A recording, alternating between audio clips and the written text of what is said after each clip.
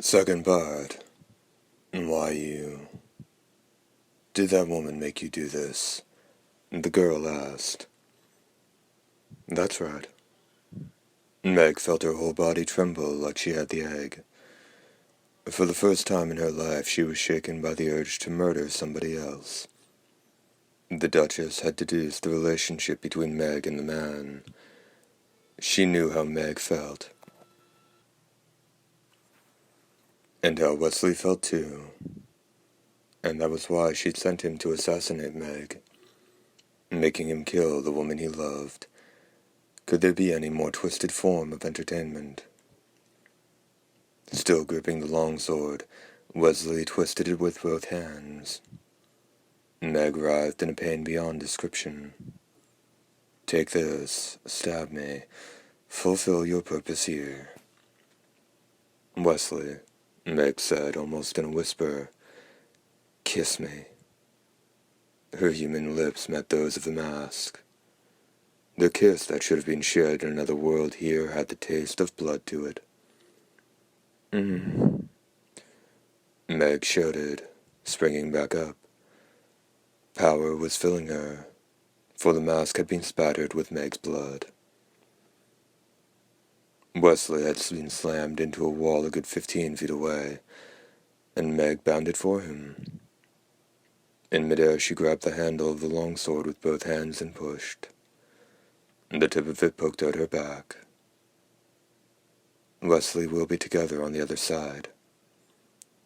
Her voice spun around. As Leslie was pinned against the wall, Meg crashed into him back first. The blade protruding from her back pierced Wesley's chest. She didn't know whether it was through the heart or not. It had just been instinct. However, through the blade, Meg could distinctly feel the thumping of Wesley's heart.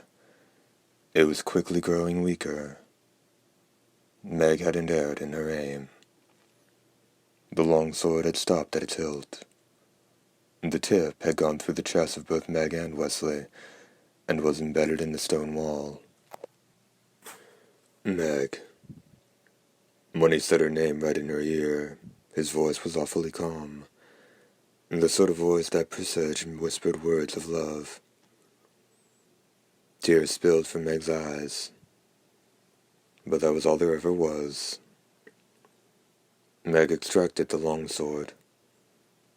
There was only resistance from the wall before Meg pulled it from her own body. When one of the vampire's companions was destroyed, there was no telling what form they'd take. In most cases, it depended on how much time had passed since they'd first been drained and changed, though there were exceptions to this. Meg turned around. The cape and mask were covered with grey dust. Squatting down, Meg picked up the mask and gently pressed it to her cheek. There were a million things she wanted to say, but she couldn't decide which to let past her lips. Wesley. That was all there was. Though Meg wanted to stay like that forever, her self-imposed mission made her get to her feet again. Setting the mask back down in the ash, she said, I'll come back for you. Turning around, she spotted the iron door beyond all the rocks. It's probably locked, she thought. But a vampire's strength might be able to do something about that. There was no need for that. Before Meg could even touch the door, it swung wide, revealing a blond man in a crimson cape. Ah? Was all Meg said as she stiffened. This was the one noble she didn't know how to handle. It was Lord Denai who made the first move. Clapping a hand on her shoulder, he broke into a grin and said, You're safe, I see.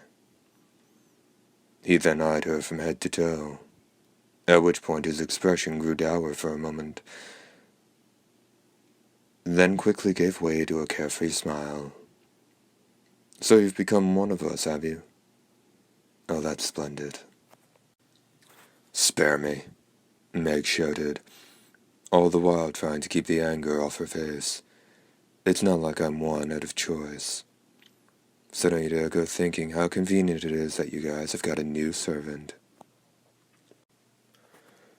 Don't say such heartless things, Denai said with a wry grin. I still owe you a debt. I raised here so you wouldn't die before it was repaid. Why, I was astonished when I heard the Duchess had captured you, and had you thrown into the battle cage in the basement. Meg's eyes went wide. Could it be this nobleman had come to save her? You're here to help me. I suppose I am. Conceited though Denai's retort seemed, it didn't annoy the girl.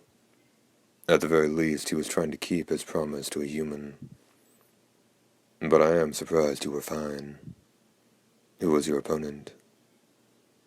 Meg shook her head. That seemed enough for Denai to understand. Ah. You mean to say it was that boy? Duchess Mizuki can be so cruel. To order a man who loved you to fight you to the death. That's just how nobles are, Meg spat. But he protected me right to the bitter end, even though they made him a noble, and dressed him like one. I swear I'll never be like the rest of you either, and I'll save the villagers if it's the last thing I do. You're welcome to do as you wish in that matter. I can take you to them, Denai said. What? Before I could fulfill my promise to bring you to the castle, you came here on your own, and that being the case, I have no choice but to bring you to your compatriots. Are you sure? Meg asked, astounded. But that'll make you a traitor. Anyone concerned about being labeled a traitor has no business being a noble in the first place. That's so cool, Meg murmured, but then I seemed unfamiliar with the expression, and merely furrowed his brow. He was a noble after all. Where shall we go? The two of them set off. They were in a corridor. Both the ceiling and the walls had exposed pipes running along them like veins. Turning, Denai said, Where has that damn Zangleson gone? Here I am, replied a voice from the ceiling. What's this?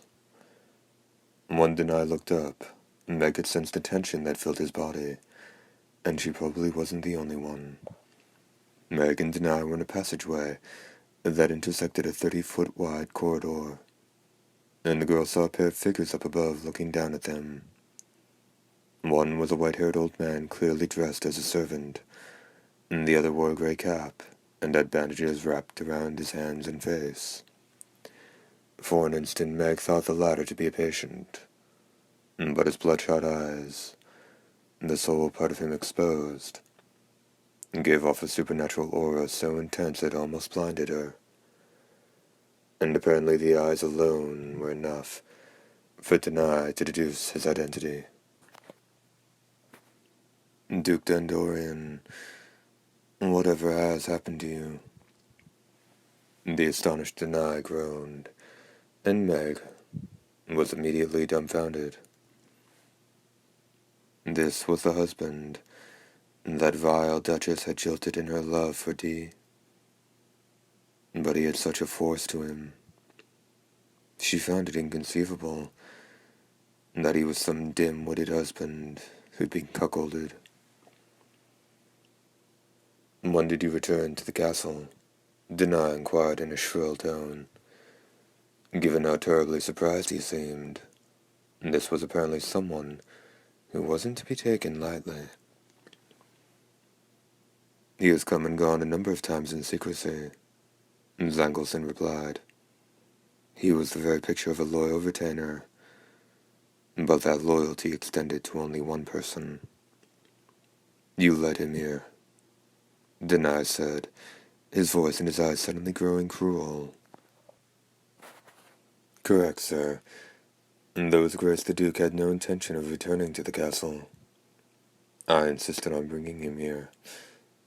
After seeing him wandering the forest alone. He seems so unfortunate. Nothing from Denai. You know none of it, do you, Lord Denai? The bandaged figure said, his voice coming down in a gloomy tone that seemed like it would melt away in the rain. Why was it we returned to life? Because my wife wished to see that man once more. However, when I was raised from the dead, I made a demand. I said there was no price I'd be unwilling to pay to gain power equal to that of the loathsome young man, so that I might have my vengeance on him. Denai said nothing, and beside him Meg was stunned. Duke Dandorian touched his right hand to his face and continued. And so I was given this body. Supernatural bacteria eat away at me beneath these bandages. And by turns fever and chills pain my every second, so that even sleep is impossible. Yes. And the pain is like that of a burned body being splashed with acid and multiplied 10,000-fold.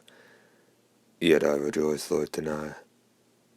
It pleases me that the man who stole my wife will die by my hand. What he stole was her Grace's heart, Denai said with resolve. Even now, that is unchanged, Duke Dandorian, though this resurrection has been a boon for most of us, for you and her Grace. Say no more. I must think no longer of Mizuki. I have only my hatred for the man who took what was mine. Wait just a minute. Meg interjected, driven by something that had welled up inside her.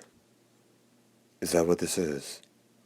All this started because your wife has a cheating habit even death couldn't fix. You came back to this life for revenge over having your wife stolen.